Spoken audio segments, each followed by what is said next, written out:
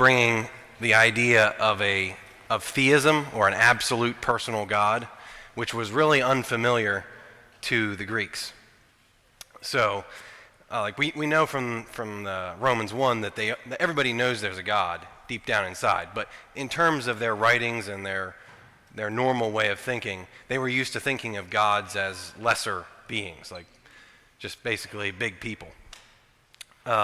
So this would have sounded, what Paul was saying would have sounded really strange and really new.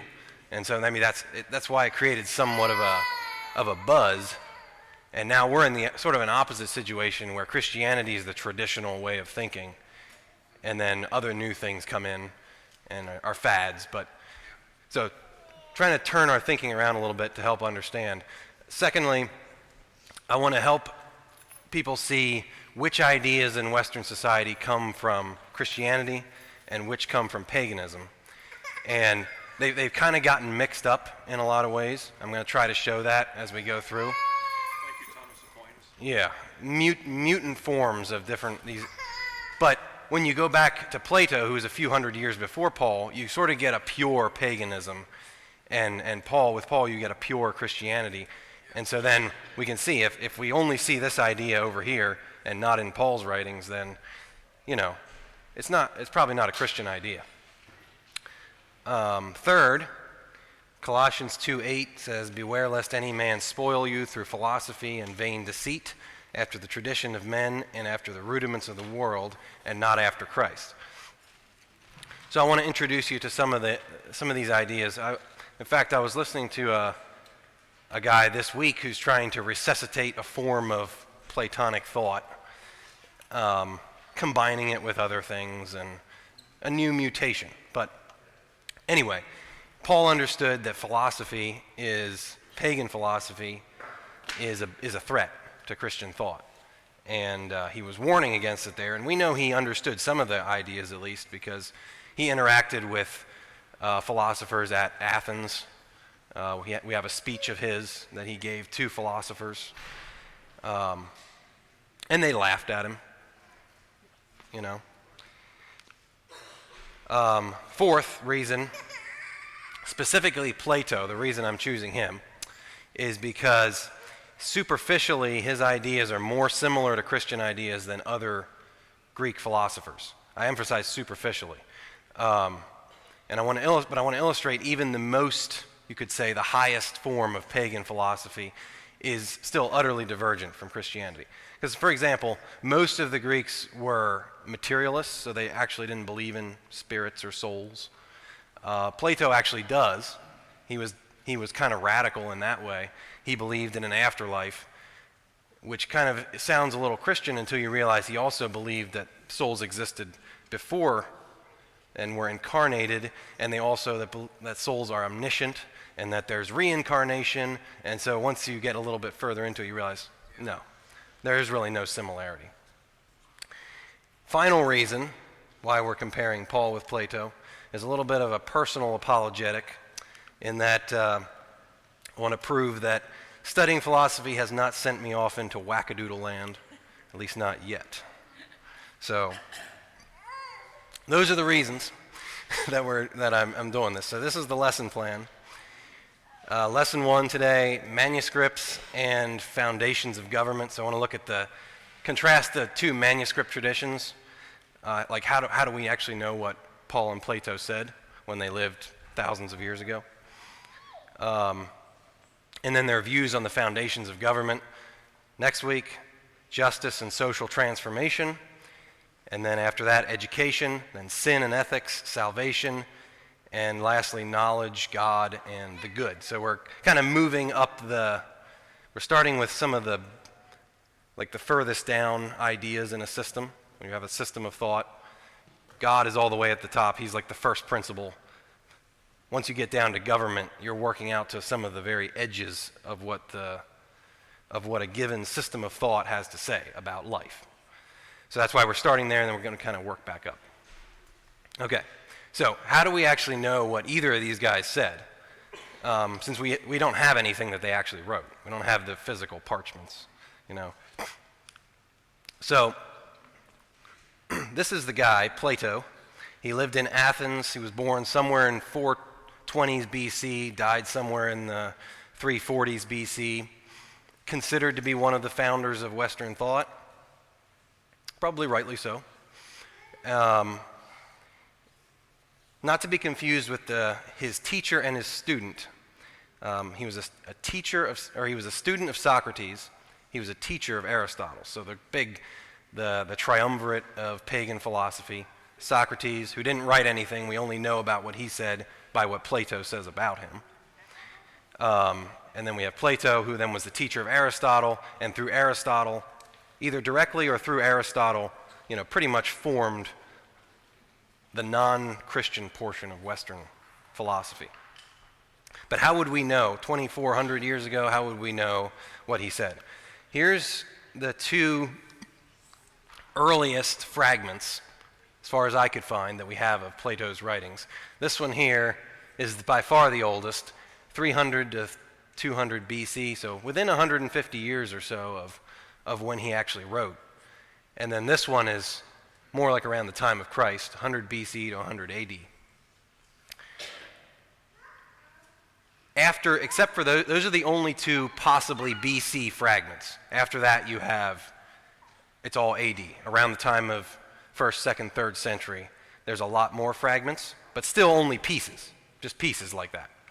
Nothing like you wouldn't be able to put together his works. The first actual manuscript that we have is this one. It's called the Clark manuscript. It contains about half of the dialogues. And it's from around 895 AD. So that as far as long, complete writings, that's the earliest thing we've got. That's 1,300 years, 1,300 years after the guy wrote.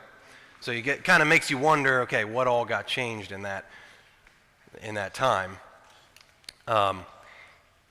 This guy here, this is really important.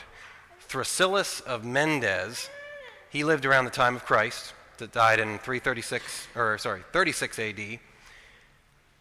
So he did an edition of Plato's works. He was an Egyptian scholar. He put together a collection of Plato's writings and published them. And with the exception of maybe those two fragments that I showed you, pretty much the entire manuscript tradition goes back to him. It's all descended, it was all copies from this guy's work. So we're pretty much entirely putting our faith in him that he did his work right. Did he? Hard to say. He himself was 400 years after when Plato wrote. So, big questions. What about Paul? Paul grew up in Tarsus, we know from the Bible. Those dates for his life I just pulled off of Wikipedia, but there's somewhere in that. Nobody knows for sure, but that's 5 AD to 64 AD, somewhere around there. He was a Jewish scholar turned itinerant Christian preacher and one of the founders of Western thought also. Definitely, undisputably, one of the founders of Western thought.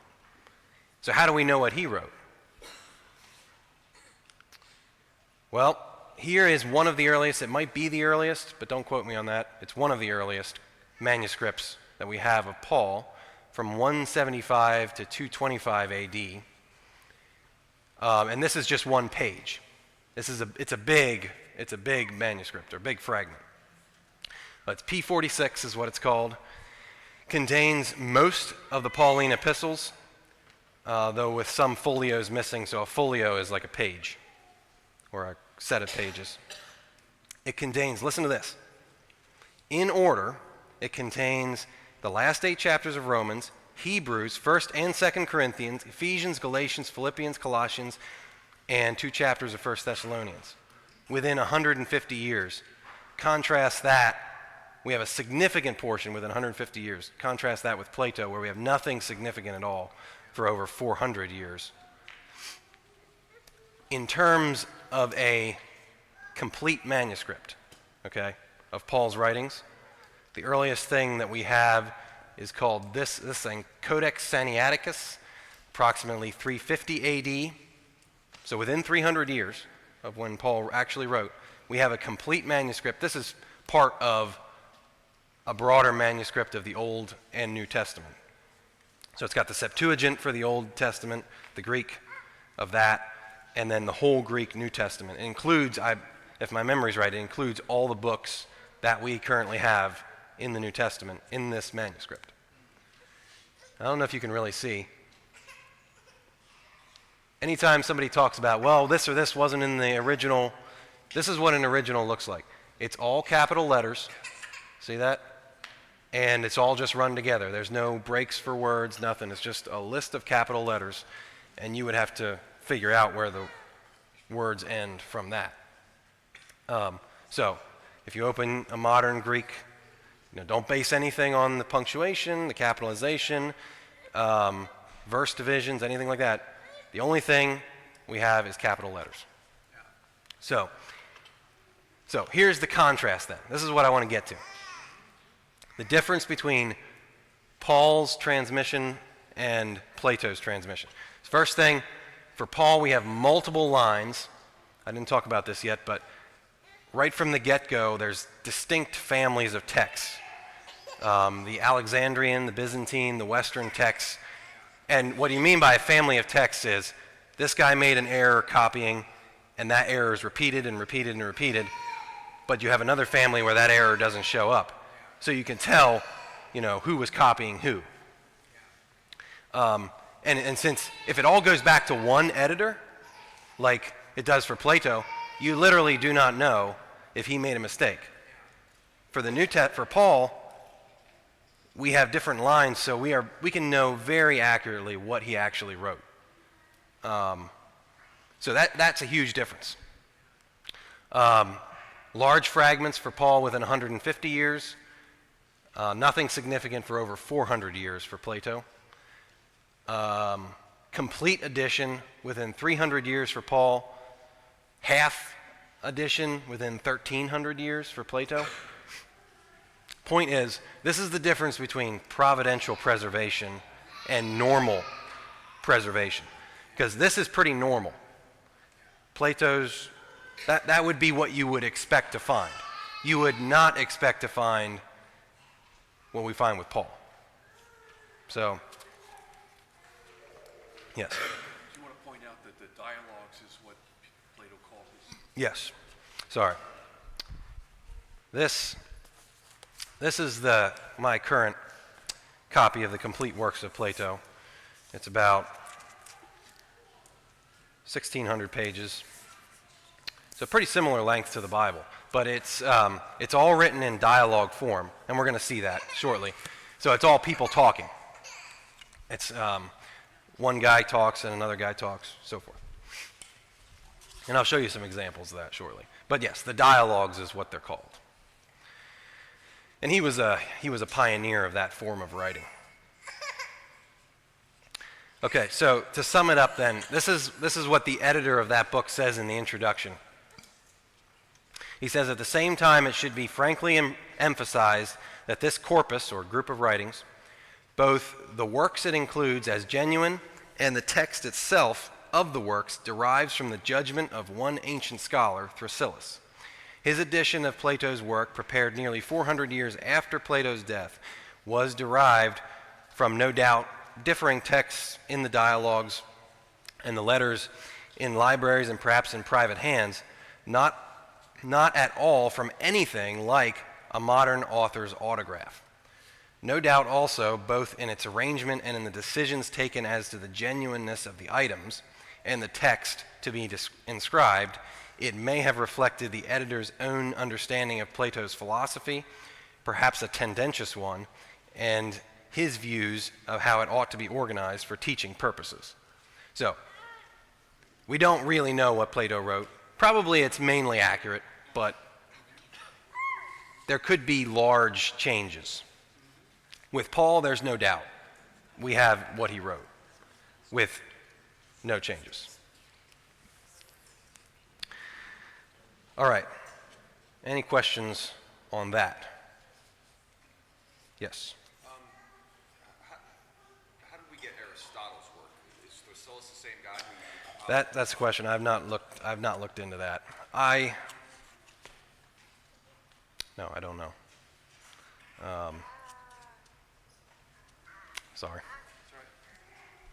I would imagine it's similar. I think the manuscripts are similar dates and stuff, but I don't know about Thrasyllus himself. All right, so here, Plato's view on government. That's what we want to start out with, or the foundations of government.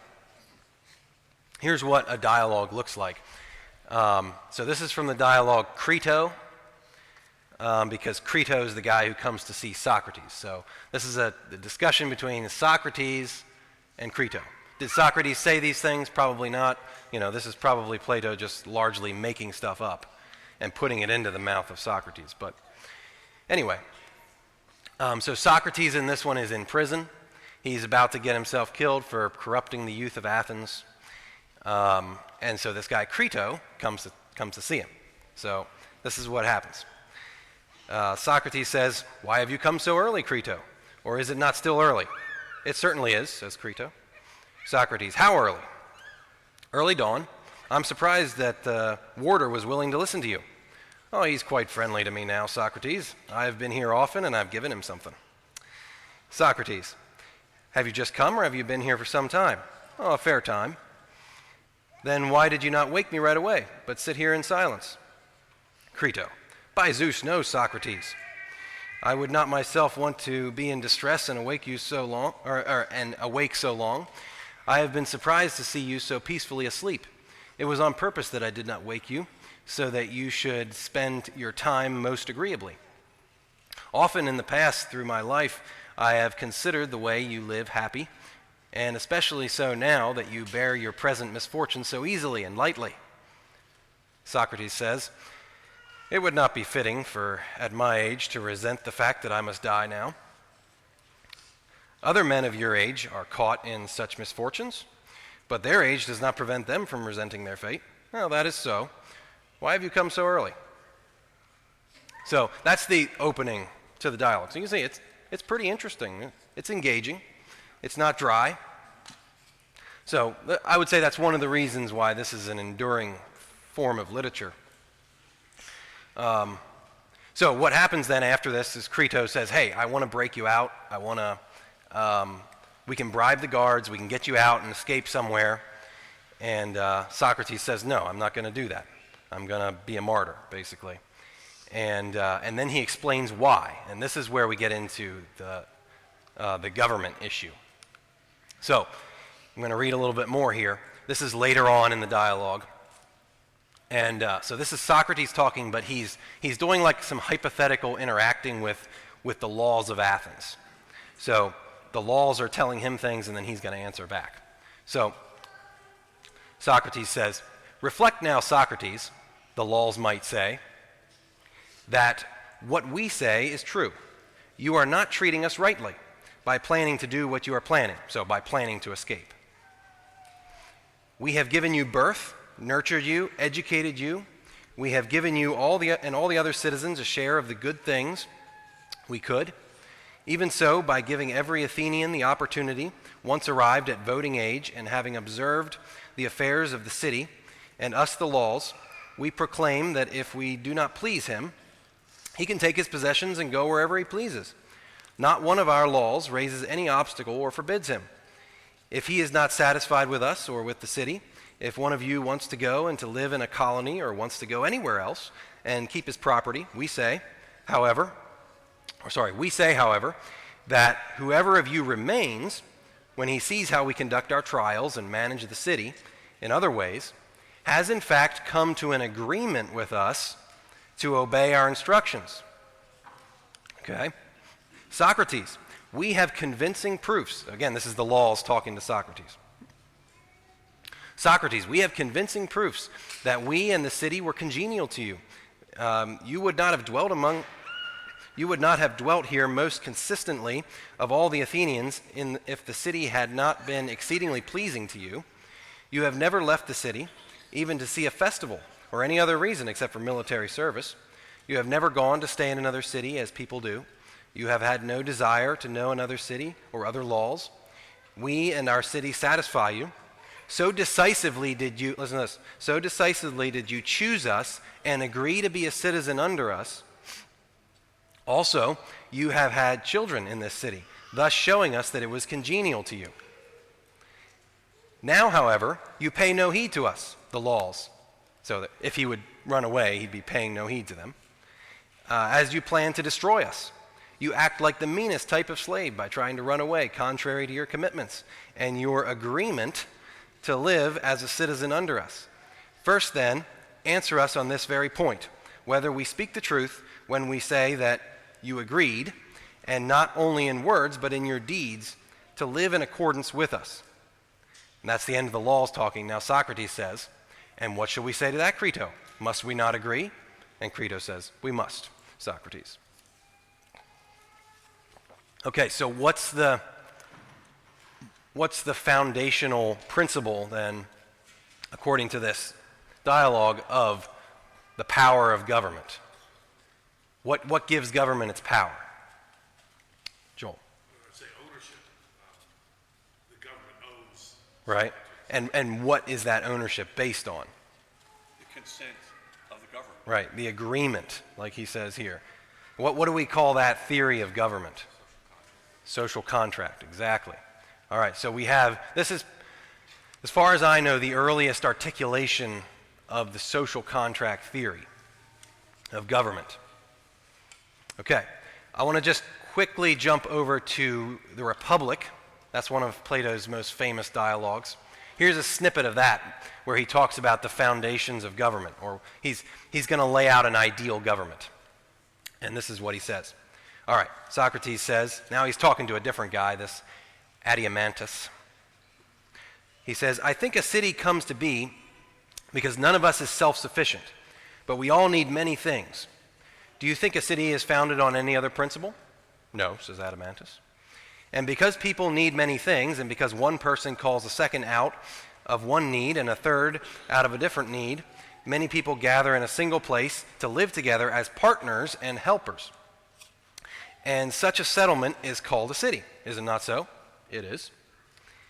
And they share things with one another, giving and taking, and they do so because each lives, or each believes that this is better for himself. That's right, says Adeimantus.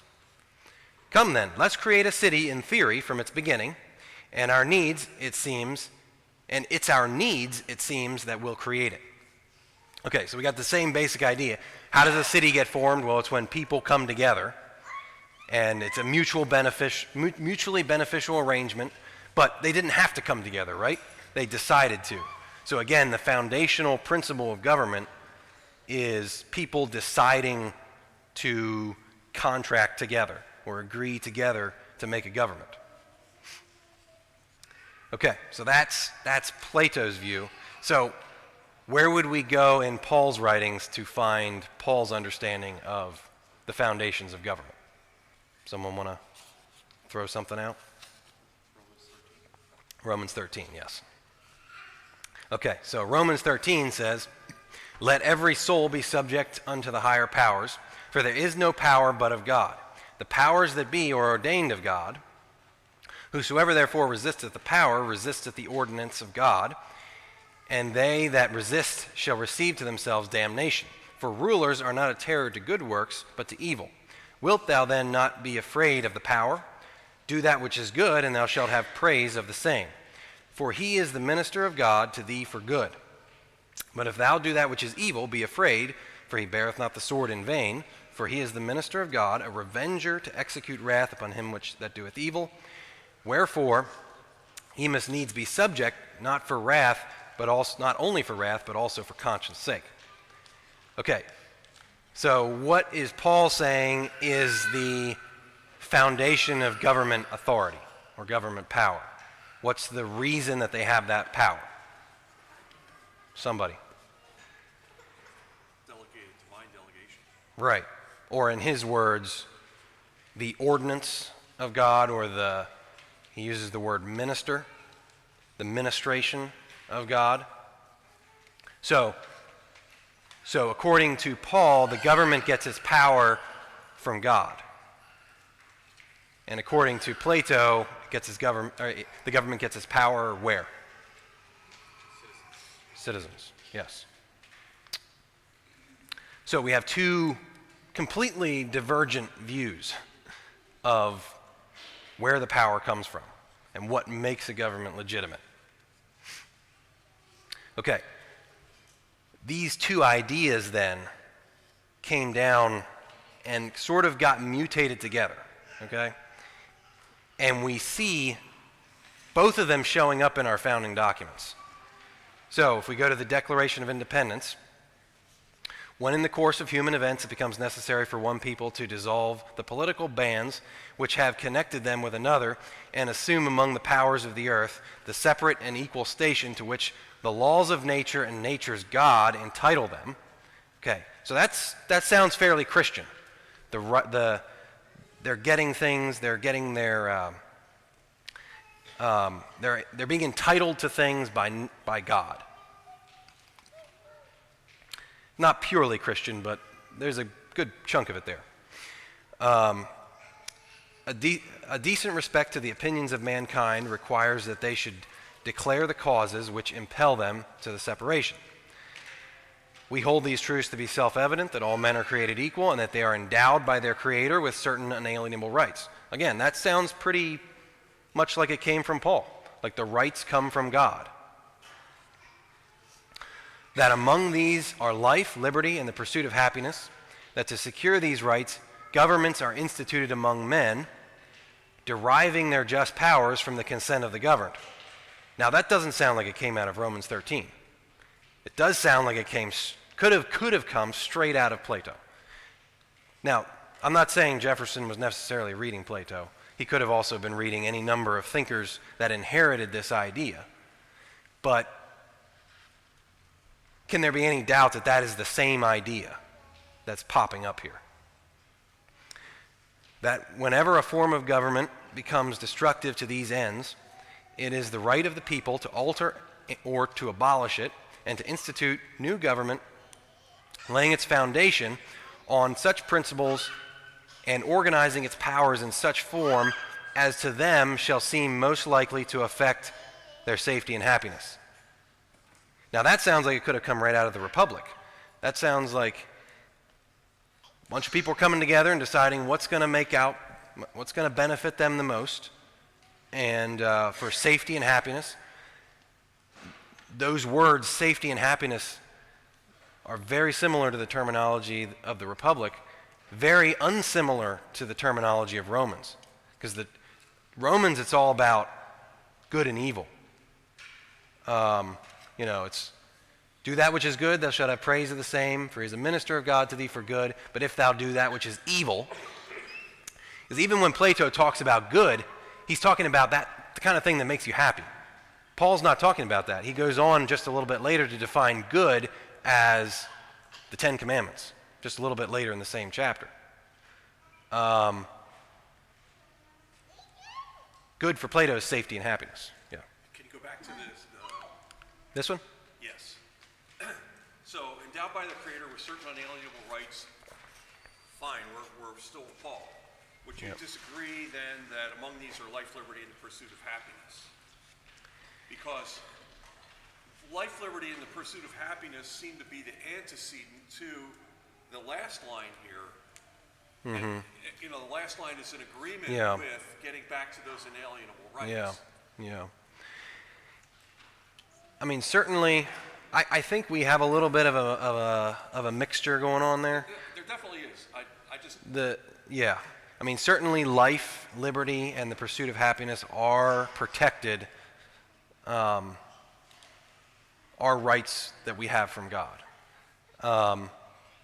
But even the terminology "pursuit of happiness" is what you would have to say, I think, like sub-Pauline. It's not the way Paul would have said it. It's not the way it was said in the Virginia Declaration. Right. Because it was life, liberty, and property. Right. If you take pursuit of happiness and interpret it as property, it's much more biblical. But that's where it started to sneak. Yeah. It doesn't seem like Jefferson wanted to quite say it that way. But this is why we can argue a lot about our founding documents, and one person I think can say very convincingly that they're Christian, and another person can come along and say pretty convincingly that they're not Christian, because they got both elements in them.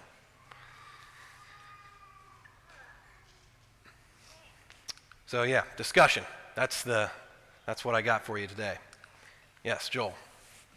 Yeah, clearly in that section of the Declaration, that the basis of government, of morality from the standpoint of the government, is the shifting sand of the people, which as to them shall seem. There's an awful lot of jello there, it seems to me. Right. As to them shall seem.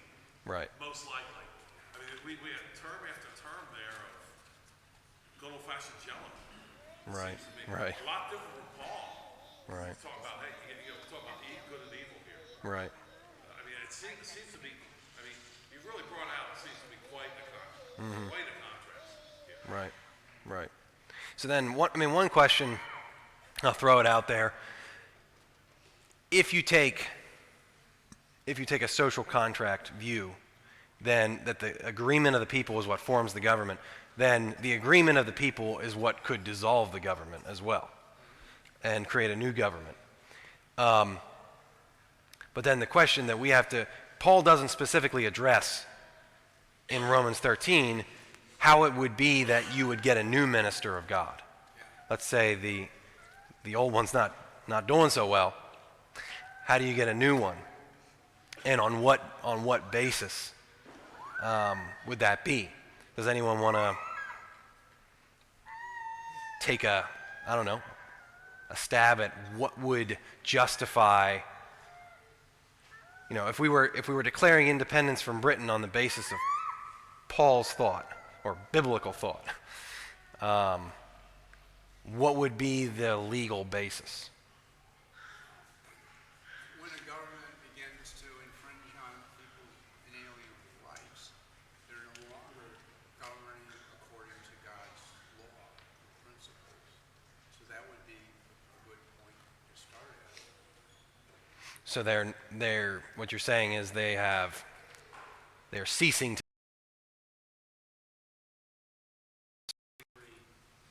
When they're violating the law of God, when they're taking people's rights away that God gave them.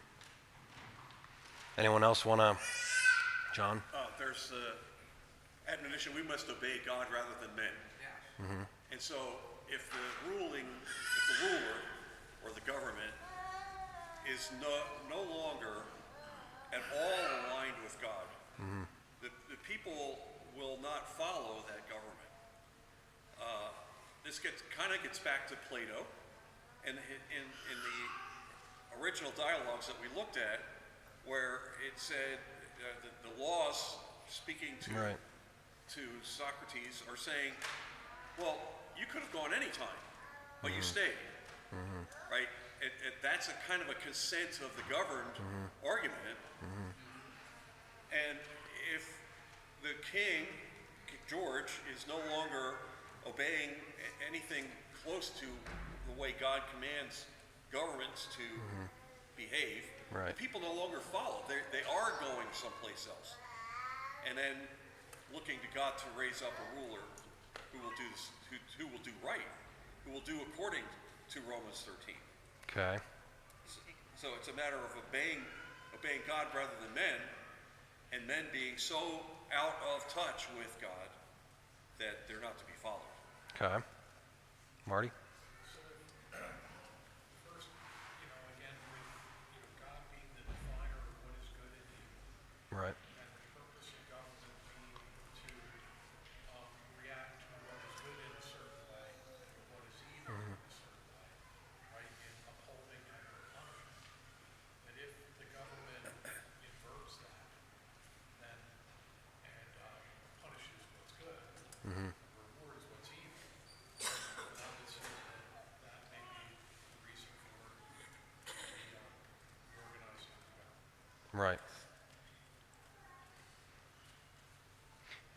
Luke. I think the best way to view it is to know what everyone's responsibility is. I believe that's when the best tell that somebody is doing something wrong. Now, I could grab, if I see Wes and Jess's kids acting up, I could grab them and discipline them. And I could say, well, they need to be disciplined, they're acting up. That's not my responsibility. They're not my children. I've done a good thing in disciplining them. I've done a bad thing in violating my responsibility. That's when Wes knows, okay, yeah, you did the right thing in disciplining them, but that's not your responsibility, therefore it's the wrong thing. And so if I understand the responsibility of the civil magistrate, I know when he's not doing what he's supposed to be doing. Right. And he can say all the time, well, I'm doing something good, right? I'm helping this person, I'm doing this, I'm doing X, Y, and Z. And he might not be, ostensibly, might not be stepping on my rights. He's not violated any of my rights. What does the government have to, I mean, what does it have to do with me that the government is now taking care of widows and orphans? He's not violating my rights. But I know that's not his responsibility. And so he could say, well, I'm not violating your rights, so therefore I'm not doing anything wrong. But no, hold on a sec, your responsibility is to do justice. Taking care of widows and orphans is not your responsibility. And so if I know what each sphere of government that God has set up, what their responsibility is, I start with that. Here's what you should be doing. And once I determine you're not doing what God has told you to do, that's when I know you're doing something wrong.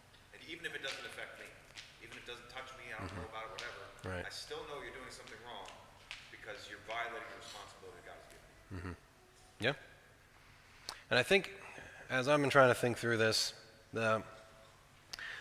since the foundation is that of the magistrate's authority is that he's a minister of God,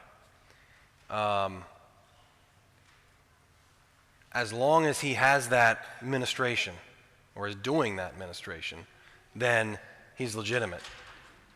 It's only when he's no longer functioning as a minister of God that he doesn't have that authority anymore.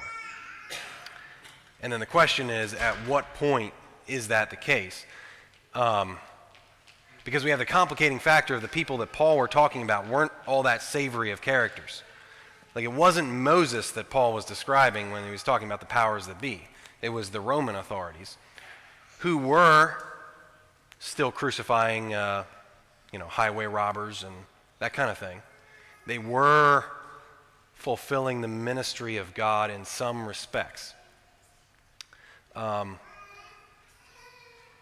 So what I've sort of been trying to, and I don't have the answer to this, but it seems like in Romans 13, Paul is presenting a very narrow view of government authority, in that it's only good and evil that they're to deal with, but a very broad view of legitimacy. But where do you draw the line is because pretty much even most dictators still punish certain types of legitimate crimes. But is it how do you know?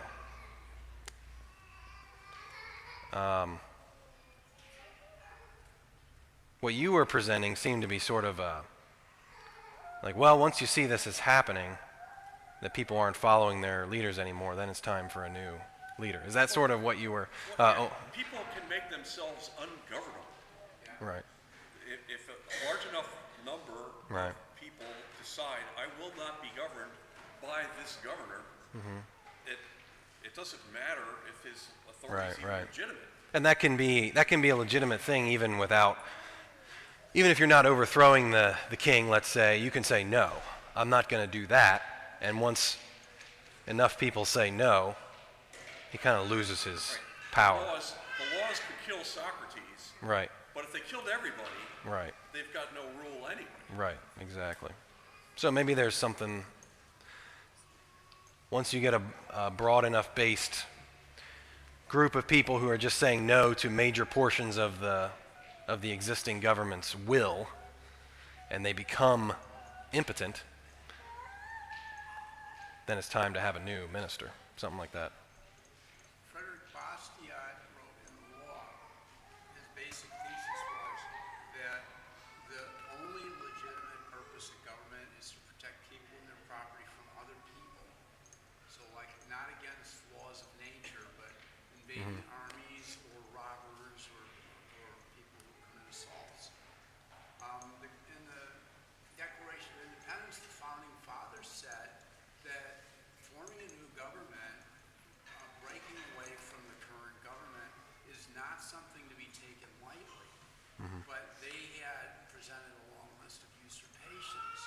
Right. So it's a matter of degree too. Right. But at some point, I think there's a consensus that enough is enough and we need change. Yeah, now Bastiat had a little bit of a amalgamation going on there too, because adultery doesn't necessarily hurt somebody else physically. It hurts the spouse who's been cheated. Yes, but not in the sense that he was using those terms.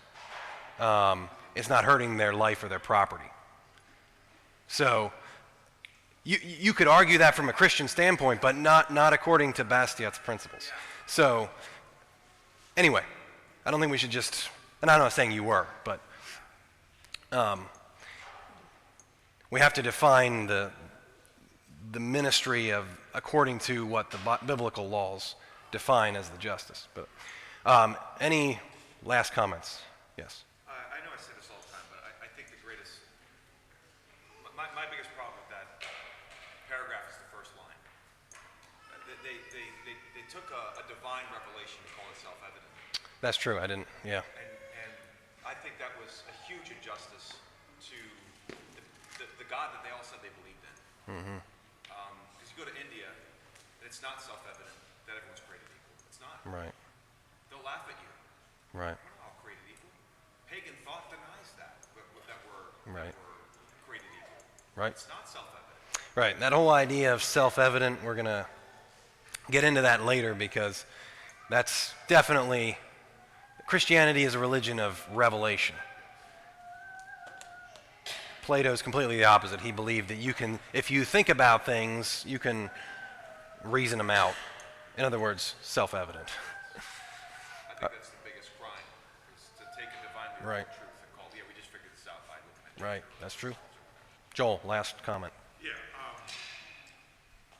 it seems to me that if you cannot make a distinction between power and authority, you will never, ever be able to evaluate whether or not a government has become tyrannical. One of the things that when we were trying to speak to some of the folks in Africa, was that their language Swahili did not allow for a distinction between power and authority. A lot of people listening were Swahili speakers, but they had to go to French to even make that distinction. They were not able to do it. I don't see any other way outside the Christian ideas of making a distinction between power and authority. Right. I don't see how it's possible. I've been thinking about this for a long time. I don't see how you can do it. So if you're even going to talk about a tyrannical government, I don't see how it can be done apart from a distinction between power and authority, which has to come from Christianity. Right. And the reason it has to is because Christianity starts with a personal God who makes laws and gives other people, delegates power to other people. If you don't have a personal God at the top, you really don't have a way of having that concept, you know. Anyway, next time we're talking about justice and how you would go about transforming a society. Whenever you figure out what a just society looks like, how would you go about transforming it into that? Since it's not that. Everybody agrees society's not just right now. But what's the mechanism for getting there? And again, Paul and Plato have completely divergent views on both of those things. So, thank you.